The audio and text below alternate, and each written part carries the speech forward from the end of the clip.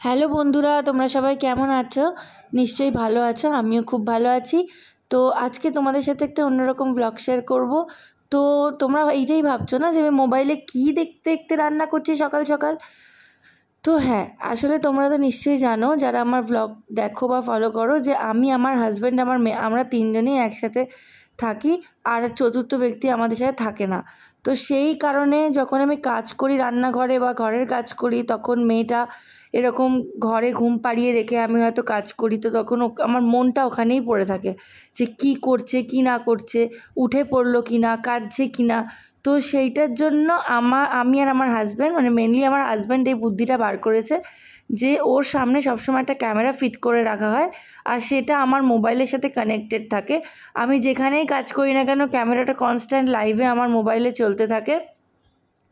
আমি রান্না করি বা আমি খাই বা আমি জামা কাপড় গোছাই বা আমি জামা কাপড় শুকুর দিতে যাই, যাই করি না কেন, ক্যামেরাটা সবসময় আমার সামনে চলে। ও যদি একটুও হাত পা নাড়ায় আমি বুঝতে পারি, আর সঙ্গে সঙ্গে আমি সেখানে পৌঁছে যাই। তো এটা মানে আমার হাজব্যান্ড যখন করে দিয়েছে, তারপর থেকে বুঝতে পেরেছি এটা সুবিধাটা কতখানি। তো আমার তো এইভাবে ভীষণ সুবিধা হয়, আমি এভাবে ঘরে নিশ্চিন্তভাবে কাজ করতে পারি। সমস্ত রকম কাজ ওকে ঘুম পাড়িয়ে, ওকে বসিয়ে বা শুইয়ে রেখে, সামনে ক্যামেরা চালিয়ে দিয়ে আমি করতে পারি। তো এটা আমার কাছে একটা বিশাল সুবিধা।